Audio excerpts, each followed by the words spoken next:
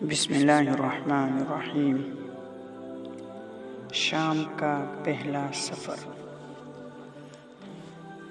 جب آپ کی عمر 12 سال 2 ماہ کی تھی تو آپ کے چچا ابو طالب تجارت کے لیے آپ کو ساتھ لے کر شام کے سفر پر روانہ ہوئے۔ راستے میں مقام بصرہ پر قیام فرمایا۔ وہاں پر یہود کے ایک بڑے عالم بحیرہ راہب سے ملاقات ہوئی۔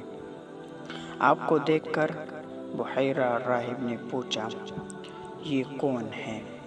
ابو طالب نے کہا، یہ میرے بھتیجے ہیں۔ بحیرہ نے کہا، اگر آپ ان کو شام لے گئے تو یہود ان کو قتل کرا دیں گے۔ یہ اللہ کے نبی ہیں، یہود کے دین کو منسوخ کریں گے۔ میں ان کی صفات اپنی آسمانی کتاب میں پاتا ہوں۔ ابو طالب کو بحیرہ راہب کے کہنے سے خطرہ لاحق ہوا اور انہوں نے آپ کو مکہ واپس بھیج دیا۔